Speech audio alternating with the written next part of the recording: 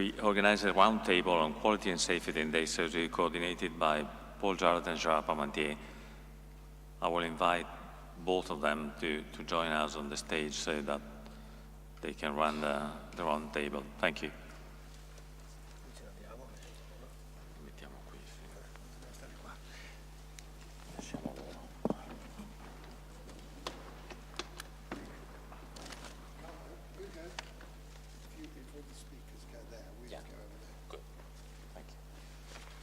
So please, could all the speakers come on the stage so that you sit there and Paul and Gerard will run the discussion from there, from the podium.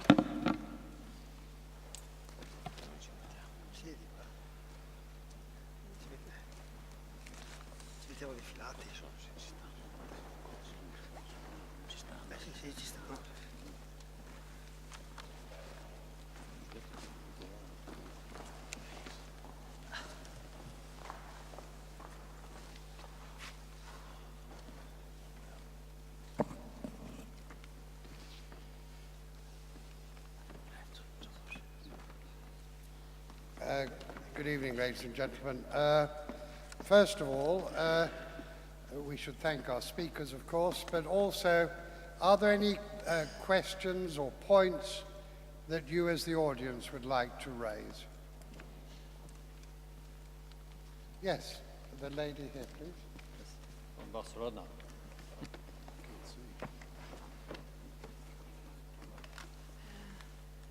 I am Vicky Serra from Barcelona. I would like to know a little more about the e-learning and educational course. Specifically, what type of profile would be recommended? What type of professional profiles? We are aiming at any professional who is interested in starting up day surgery in one of the countries in Eastern Europe where day surgery is still not so common, or professionals who are in day surgery and want to know more about the quality and safety of running a day safe unit.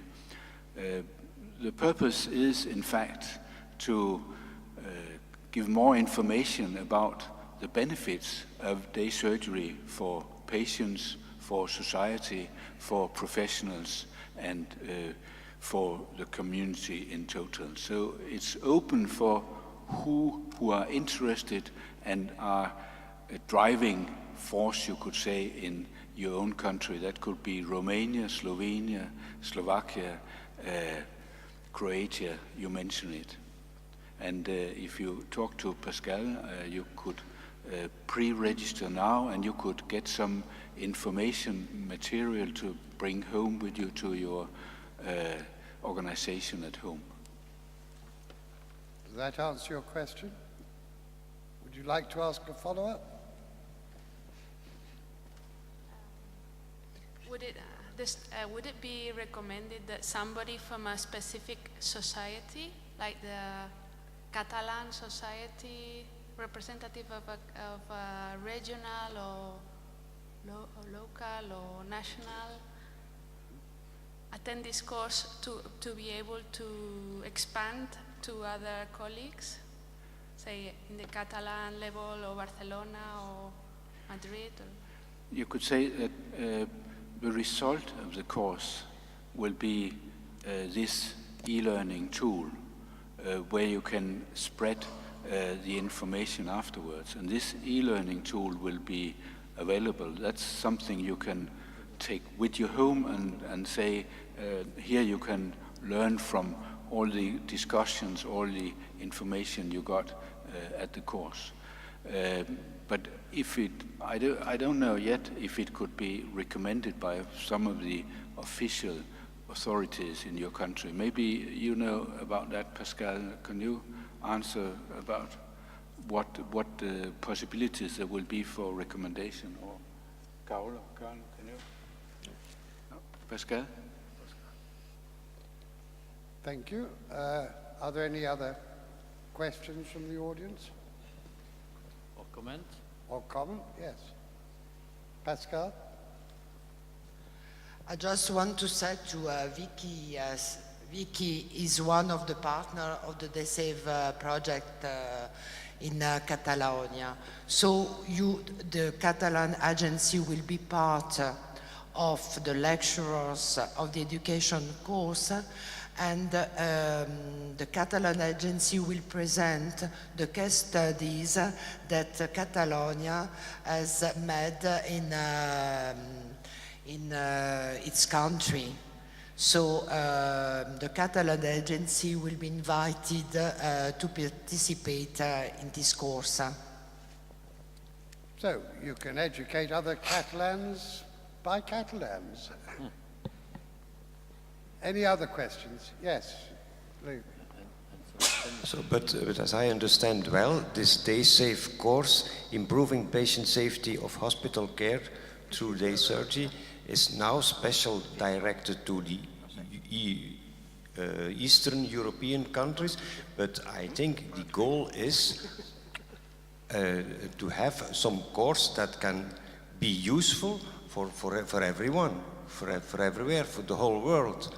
And that's, I think, also the question of Catalan and of the Spanish, if they can use it afterwards in their country, isn't it? I think that was our goal, isn't it?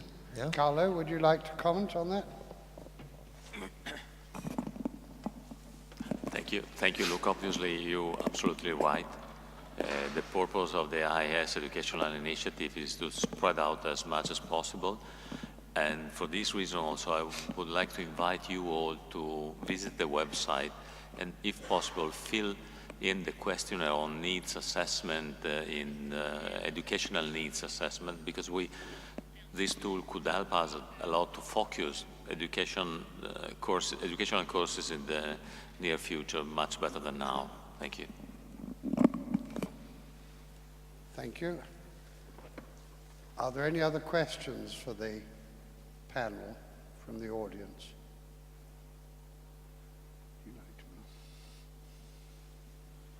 I would like to ask the organizer, can we have a return on the stage, because we can't hear anything here? Can we have a feedback, because we can't hear anything on the stage? It's very difficult for us in the table to listen. If someone can do something, it would be easier for us. Thank you.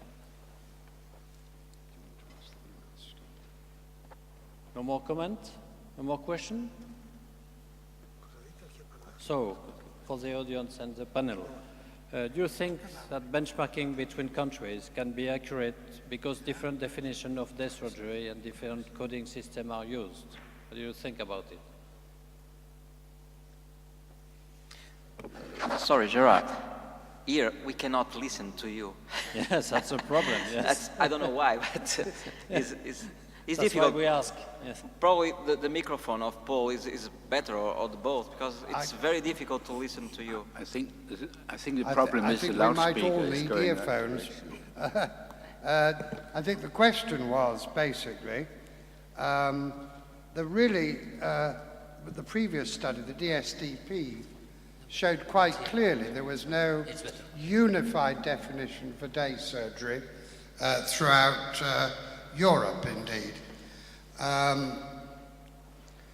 And countries don't seem to be willing to change. There's no common coding system. So how on earth can we benchmark or compare countries' activities, what they're doing, their complications, anything, before we define, first of all, day surgery, which should seem a fairly simple concept, and then trying to get a unified coding system? I think that we had the answer for that, because we have done this work a long time ago. Unfortunately, the international organizations have not looked to that. What we realized from, I don't know who presented that, but I think that was Joost Brokkelman, when he get some contacts with OECD, he realized that day surgery for them were just same-day surgery, not the possibility of extended recovery or the concept of overnight stay. So this is, in fact, a problem that we try to solve with these international organizations that are defining things without contact the scientific organizations and associations that have developed and tried to disseminate this information all over the world.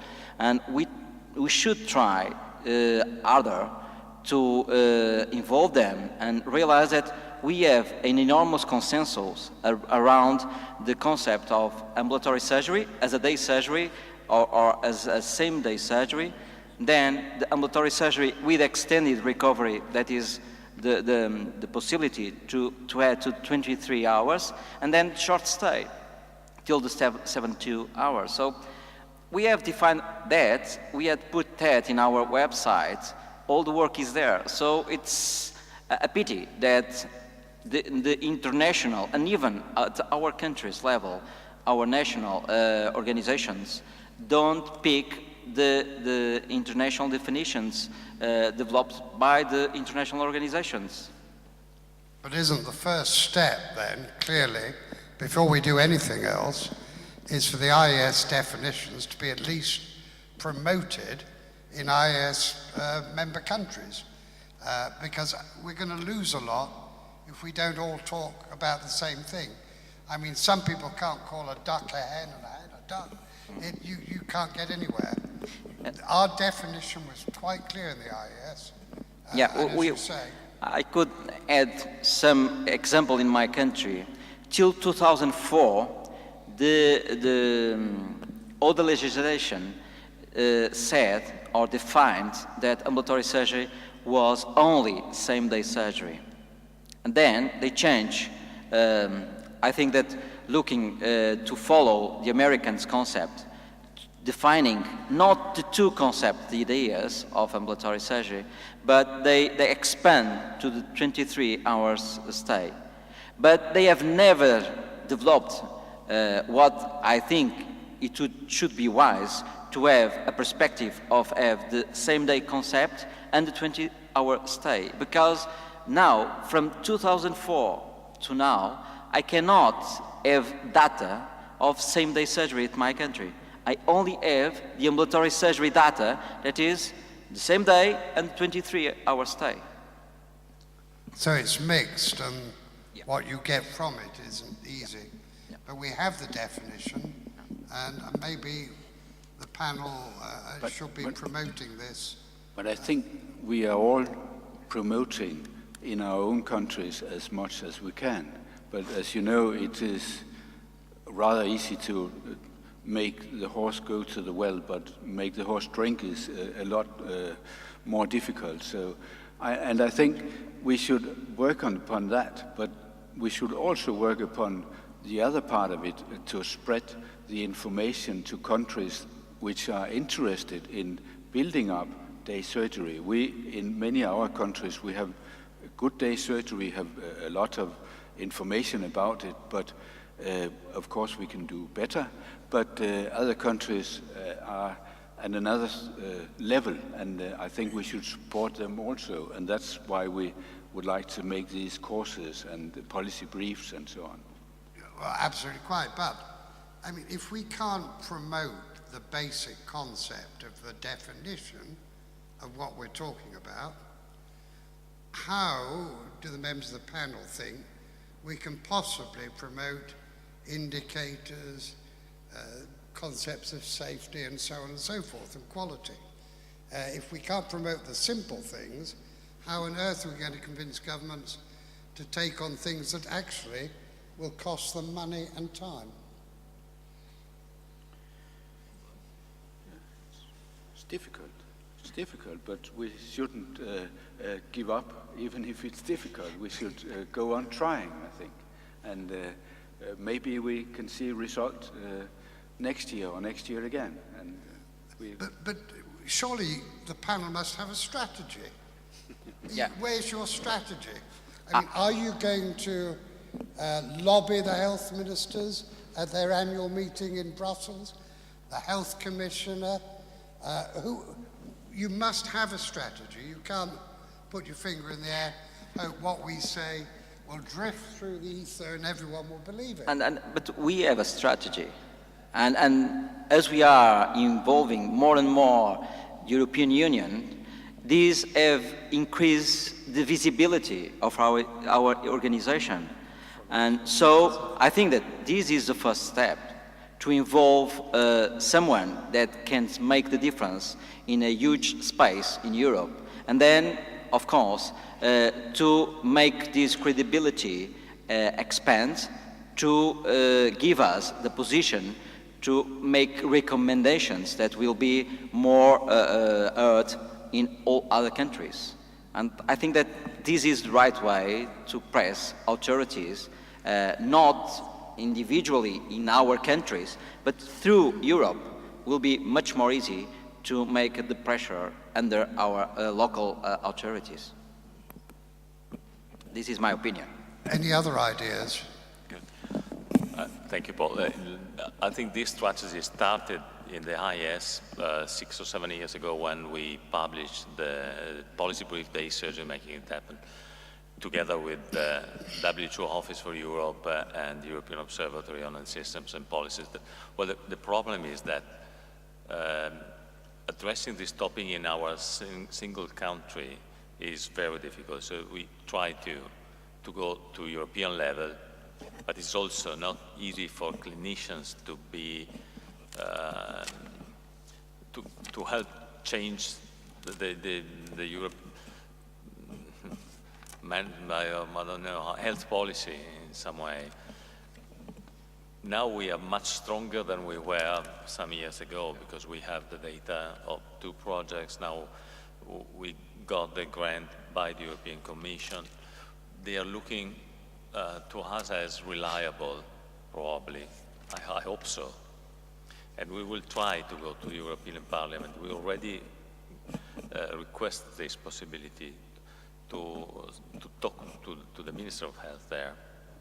Because we all know the Health Commissioner can't give instructions to any country. He can vaguely advise, vague being the correct word. Right. Thank you. One step was also to invite OECD, and it was on the program. So it means that we have made connections, the links. It was not so successful today, but I'm confident that it will be in the future. Oui, je crois que chaque pays de l'Europe doit faire effectivement son propre travail, à la fois d'information, de formation et de sensibilisation des acteurs de la puissance publique. On a eu effectivement ce débat en France il y a quelques années, et la Haute Autorité de Santé à ma droite et moi qui représente l'Agence nationale d'appui à la performance, on a travaillé ensemble, on a fait des congrès, on a invité les autorités, le ministère de la Santé, pour effectivement débattre sur la définition de la chirurgie ambulatoire. Et il y a 5 ans, le gouvernement faisait une confusion entre la vraie chirurgie ambulatoire d'1 jour et la chirurgie de moins de 48 heures, donc d'une courte durée. Et à partir de ce travail de lobbying que l'on a fait, nos 2 institutions auprès des pouvoirs publics, aujourd'hui, il y a une seule définition française, qui est la définition internationale, la One Day Surgery, donc 100 nuits en hospitalisation. Je pense qu'on a réussi à faire un consensus, mais il a fallu un travail pendant plusieurs années pour effectivement amener les pouvoirs publics à avoir une seule définition. Et je pense que chaque pays dans l'Europe doit faire ce travail de sensibilisation pour arriver à avoir une même définition. Sinon, on ne pourra jamais effectivement faire des comparaisons internationales en termes de pratiques de chirurgie ambulatoire. We all know that policy is not always evidence-based, and there is even countries in EU who wants to decrease the influence of EU, as you may well know from Britain. We're finding it difficult to hear exactly what you say over there. I could also confirm the words of Gilles Bontin. because we have did that in my country through a national committee involving the local authorities. The objective was not only to increase and develop day surgery, but especially to better organize everything that was around day surgery. Because from the management point of view, they looked only to the figures. For them, if a patient is going to be discharged home in less than 24 hours, is an outpatient. And sometimes this is not the case, because this is just to anticipate the discharge, but it's not an ambulatory surgery case, because it was not organized in that opportunity. So we have done, in fact, the work to try to pass the message and the awareness of the importance of organized properly a day surgery program. Because what makes the difference is the organization itself that can give all the safety for all the procedures to happen. So it is important, of course, to have the informatic system helping us to collect data, but if things are not in the field properly running, you should do that before. The key question is not to make benchmark. For us, it's a result, but the key question is that the authorities understand the organization. I follow you, Paolo. Sorry, the other microphone. The other one is better? Yeah, yes, much better. I try to say the key question is not to benchmark. Key question for the authorities is to understand that day surgery is an organization. It's day working. And in France, for example, we have now the good definition. I think we progress, as Gilles Bontemps said. But for a long time, they thought they were inside day surgery by confusing short stay and day surgery. And it was a hard job to make them understand it was false, because the organization for short stay is not the same organization than for day surgery. We win. But in France, we remain with a question. Now authorities are persuaded that there is a big question with a general practitioner. They are sure day surgery creates an enormous work with general practitioner. And it's very complicated to make the authority understand general practitioner has nothing to do after, perhaps before the surgery. But after the surgery, if there is something to do, it's our job. And he don't want to do the job. And he's right, the general practitioner, when he says, I don't want to do the job during the night. It's your job. And it's very hard very complicated. And in France, it's not win. It's still in debate. What the audience comment on that is this question of the definition is for you a key question, or is it a detail?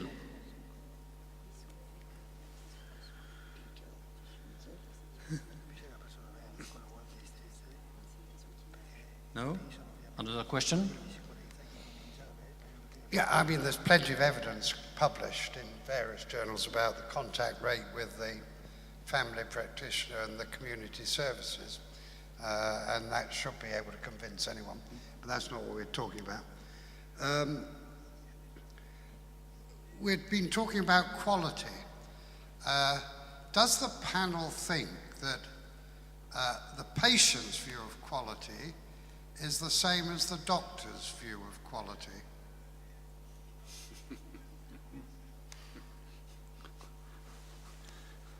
Then I'll tell you the results of a survey. Partly, I think.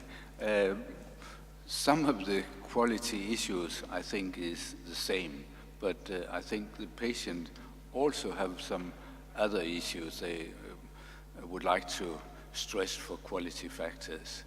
So it is very difficult to have the professional opinion falling precisely together with the patient, but I think the professional should have in focus what the patient experience for quality. So it's a combination. I would say. I would say that there are different perspectives. For instance, one of the indicators for quality in US is, and even in Europe, is the timeless of giving an antibiotic for the patient. Of course, this is not perceived to the patient. It is important for us, for him, for the patient. What is important that is not going to have an infection at the very end. So it's much more the final outcome that is more perceived for patient, especially if it is satisfied with all the logistics and comfortable with all the process. But I think that they are complementary. So we should introduce those indicators that are important for us, especially those that will be very important for the final result as well. Actually, a survey in the States that I think Beverly told me about yesterday or the day before shows that the most important thing from a quality point of view, the two most important things from the patient's point of view, are firstly, are the staff friendly when they go into the unit? Yeah. And secondly, after the operation, does the surgeon go around and tell them everything's fine? Whether they actually get a wound infection or they're delayed surgery doesn't worry them one bit, according to that survey. So it's quite interesting that maybe we should be asking patients what they think quality is and then surveying that quality to add in to what we've already done. I found in a study some years ago that the patients that usually used my day surgery unit usually found three important things. The first is the final outcome, is the result. If I'm going to have inguinal hernia repair, and if I have any problem, I had to redo or an infection, or I'm going not to be satisfied at all. And the others is first the postoperative pain that should be quite well controlled, and they give a lot of importance to that, and the patient information that is transmitted, especially at a long time. Not at the moment of discharge, because they don't realize the importance of that information, but they will realize the importance of the information 30 days after, and how this help the patient to look after his small complications that it could happen in the days after. We have a dialogue with the patient organizations about this, and we invite the patient organizations to our meetings where we promote day surgery for professionals, so they can hear the opinion of the patient organization also. Il me semble que la qualité dans la chirurgie ambulatoire repose sur deux éléments. Premier élément, plus d'informations pour le patient. Le chirurgien, l'anesthésiste, dans la chirurgie ambulatoire, dès lors que le patient est plus autonome, va donner plus d'informations au niveau du patient, permettant effectivement au patient à domicile de prendre en charge une éventuelle complication. Donc je pense que l'information, une meilleure information auprès du patient est déjà un signe de qualité de prise en charge. Le deuxième élément qui me semble important, c'est qu'en chirurgie ambulatoire, il y a plus d'anticipation. C'est-à-dire tout est anticipé, tout est programmé pour effectivement éviter le moindre risque, effectivement, que ce soit des risques de complications opératoires, le risque de retour à domicile, etc. Donc à la fois l'anticipation et l'information, à mon avis, sont deux éléments qui garantissent la qualité de la prise en charge en chirurgie ambulatoire.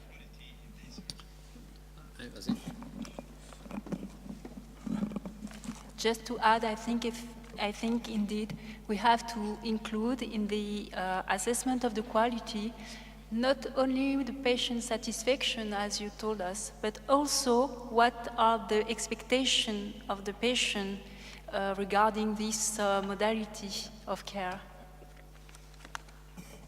Excuse me, but I'm not politically politically correct, but don't you think there is a danger? Don't you think there is a fashion about satisfaction of the patient? Because we have an experience.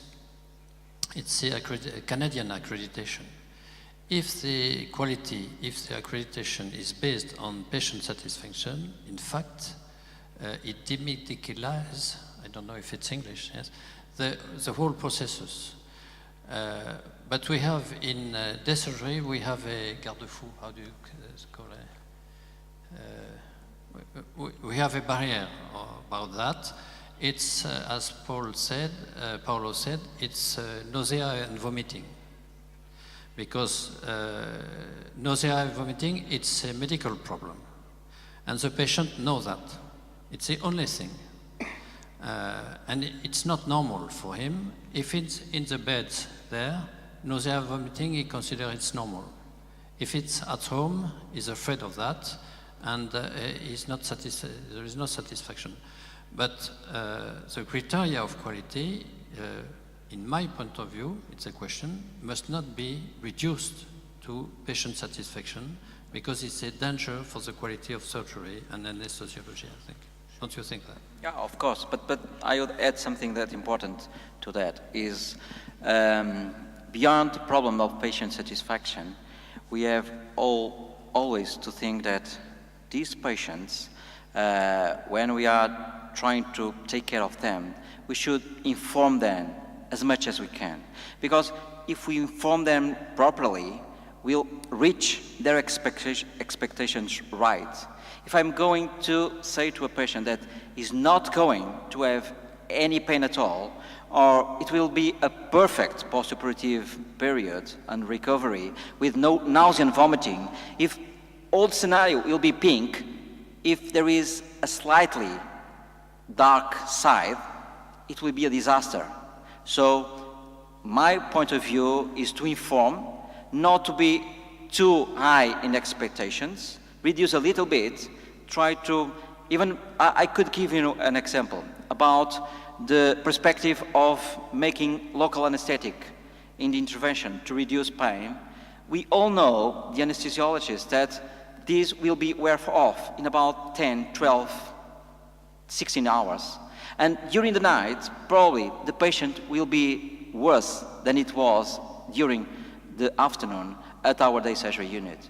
So I think that the message for these patients is to say, probably you are going to have a little more pain during the night and next day than you are today, okay? And sometimes you can be a little bit nauseated, but I can give you this medication to control that.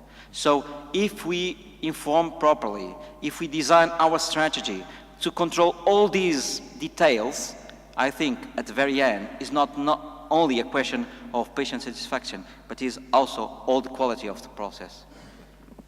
And in the other hand, as you see, Europe was very ambitious, because the title of the program said, with ambulatory surgery, quality and security will go up in the whole hospital. Do you agree with that?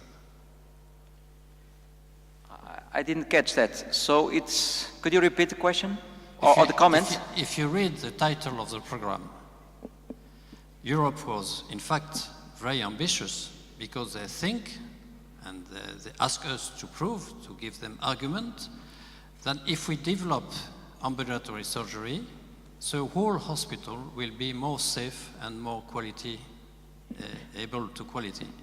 Yeah.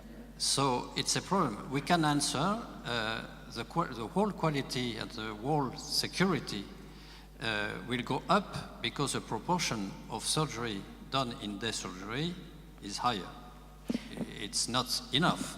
In the mind of your responsible of Europe, it will be day surgery will have an influence on the whole hospital. Do you think it's right, or do you think it's too ambitious? No, it's absolutely right, because when we began with ambulatory surgery, we began to be aware of the detail. For us, all the details are important. And I think that when we become to treat more properly pain, nausea and vomiting, and all these minor adverse events that 30 years ago were nothing, for a patient that only wanted to pass safely for a surgery, now these are increasingly important. And so all this culture that we came from the ambulatory setting is going to our colleagues in inpatient setting as well. They are more aware of the nausea and vomiting. Patients will still be at the wards and at the hospital, but they will do more prophylactic than before. They will be more aware of the pain control. So I think that overall, all healthcare will improve quality, absolutely. Does the panel of the audience agree with this good news?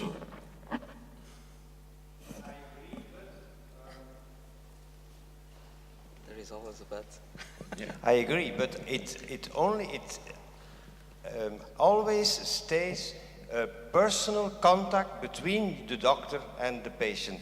Because I'm very afraid that if we only do things like, as Gerard, you propose to do something like a big hospital, your big hospital will not be better because Paulo is doing his job good. Everyone has to do every day, every week, every year, every month the same thing, and that is our big challenge.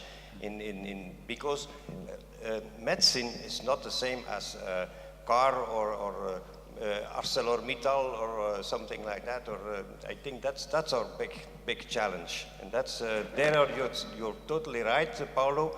But it's we have to. Every day we have to control even ourselves. That's what I think is important. When we become a society more transparent with benchmarking, it will be easier because everything will be there to compare. But benchmarking isn't straightforward, is it? Let's for assumption say we have the same coding system, we've defined what day surgery is. How can you compare one hospital with another unless you then risk adjust the cases that each hospital's treating? Before you know where you are, you have the most enormous bureaucracy, which is taking up all the money that day surgery ever saved the hospital, and for what gain? Such a trivial relative gain, I would suggest. I think you're right.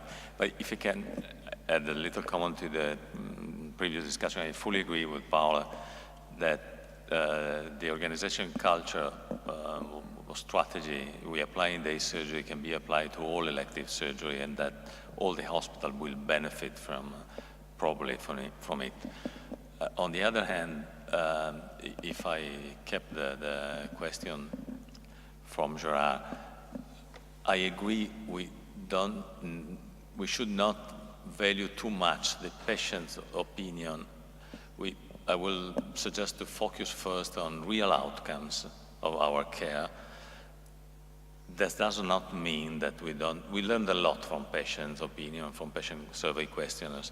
And also we learned that, also if I absolutely don't like defensive medicine, that caring for minor things for the patient will reduce the litigation significantly. But because the patient value more than a possible complication, the personal relationship with the doctor or the nurse or the hospital itself. Another rather simple view of your question, Paul, could be that if we think that day surgery is a quality in itself per se, and we can document it with less infection, less complication, a better satisfaction, then the increase in day surgery will increase the quality. That's right. That's just figures.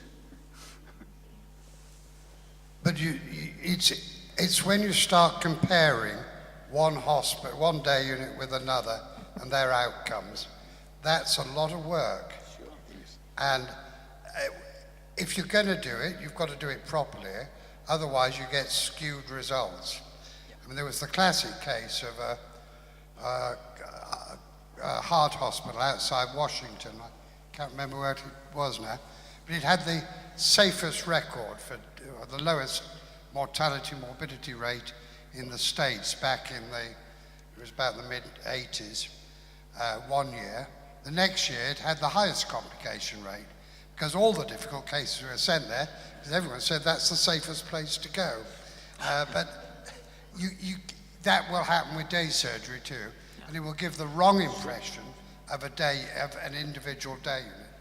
And I don't think we can afford at the moment to go into the detail and the analysis and the paperwork that's required to really get a good comparison. I think, panel agree? Yeah, I do agree with you, but when we publish that, or when we try to convince others to do it, we should put all the apples. We cannot compare apples with strawberries or pears.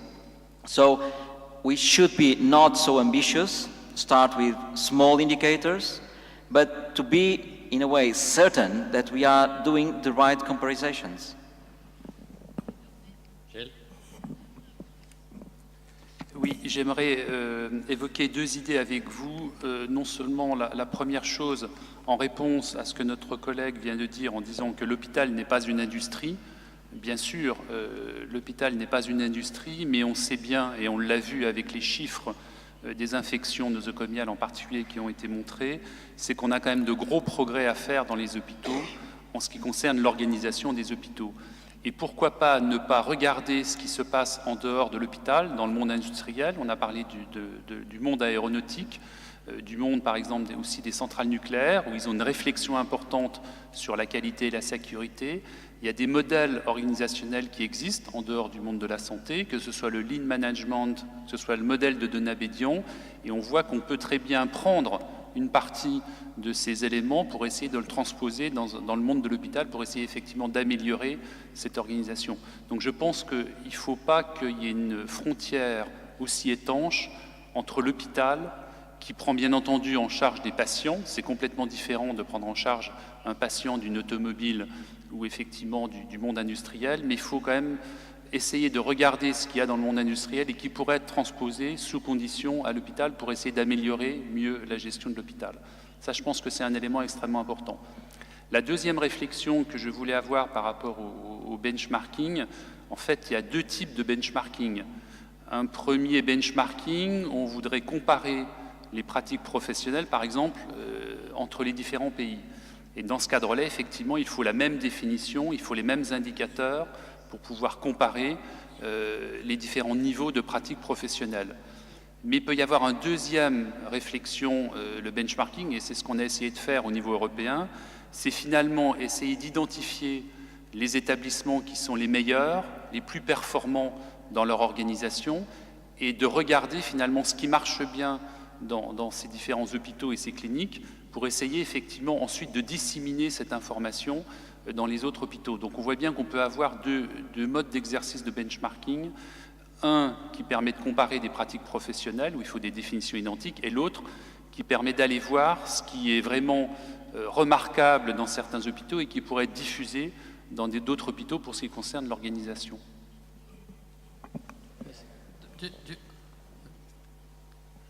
May I answer that? I totally agree, and I'm also, Dr. Bontemps, I am also convinced that a hospital is kind of an industry, that's right. But the problem is that the doctors who are the producers of the product of a hospital are never been in the direction of the hospital.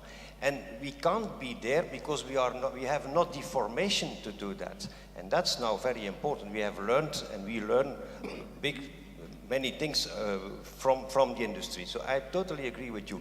But at a certain moment, we have to divide. And then you say these are cars and these are patients. And there it's important to have someone, a surgeon or a doctor, someone who has the background of medicine, but perhaps who is interested in organizing things. Because ambulatory surgery is surgery, yes, but it's organizing your surgery and your medicine. And that's a small part of the medicine, but it will become a bigger part, because when you see that 70% and more will be ambulatory, or ambulatory will be the standard, it is necessary that doctors will be at the top in the industry of medicine, I would say that.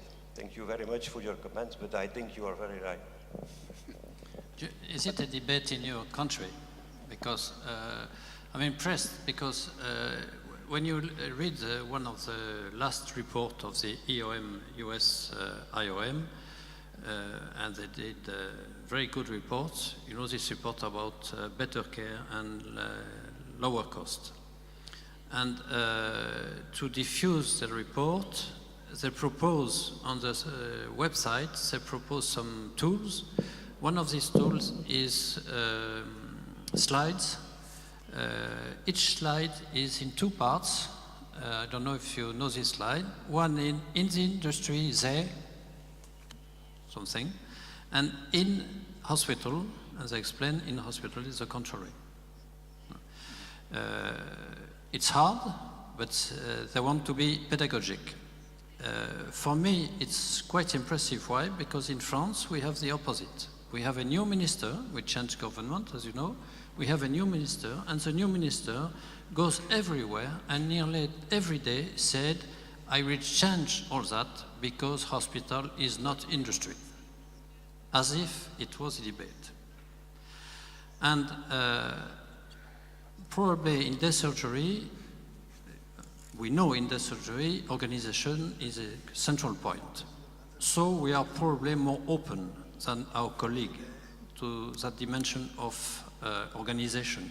And if we are more open, we are not shocked by comparison with industry, and we keep our specificities. It's not a problem for us.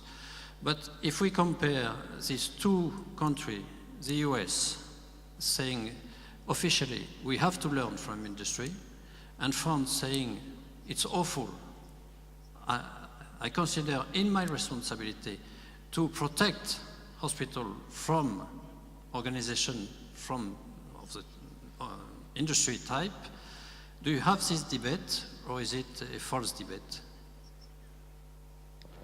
Politicians say all sorts of funny things, don't they? That's right. Even in France. I mean, maybe the politicians in the States could learn from industry themselves and their civil servants, but there we are. Are there any other points that the panel would like to discuss before we close?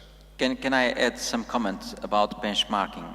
One thing that is important from the indicators, in my point of view, is to make an internal audit. That means that there is an opportunity for improvement in our organization. So probably we are not so focused in put this externally for the others, but to look at our organization itself and to improve it. So in that way, we can compare, because we are doing all the process, we can control it, and we can see where we are, if we are in the right way, or we have to change our strategy.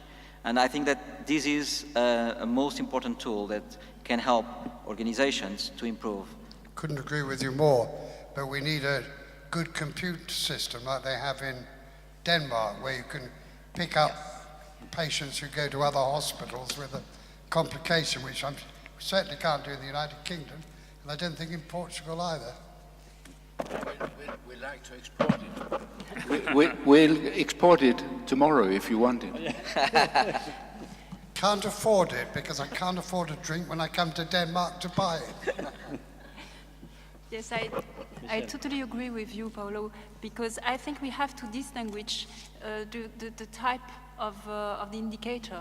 One is to get an alarm and to work better and improve our process of working, and the other is what we call quality indicators. And in this case, I agree with you, we have to be careful of what sense and what cover quality indicators, and I think it's different and it's not the same thought. Can I make a provocation? I think that one of the key problems about healthcare, especially in comparison with industry, is to think if our healthcare must be profitable. I think that we should try our best to be cost effective, to reduce costs. But another thing is to realize if we should have profits from healthcare. And in my point of view, there are 3 pillars in each country that should not have profits at all. That is education, because you need education, and high quality education. You need justice, very good justice, and you need healthcare. So, in my point of view, if I could run a country, I would not make a possibility to have profits from healthcare. If I can, another provocation, Paulo, because the question of the profit is a big question, I agree. But on the other hand, we are here in Hungary, an old communist country, and the economists in these communist countries, especially in Poland and also in Russia, said in our industry we have no profit, but we have enormous surplus. And sometime in France, I don't know in Portugal, let me think that in hospital we don't have profit, but we have some surplus. I think that... What's the difference between surplus and profit? Yes. Entirely right. But I think you're living in the ideal world, Paulo. The lawyers with their vast incomes will never allow you to make law free for everybody. So, any comment? Yes, one last comment, and we have to stop after. Thank you very much. It's evident, if you look at costs, that the more privatization you get into the healthcare, the more superfluous examinations you will do. My old aunt fell in the United States, and before she knew, she had a coronary angiography and a CT scan. And the cost was several $100,000 for an old lady fainting. That's the price of private healthcare. Yes. Thank you. Not free.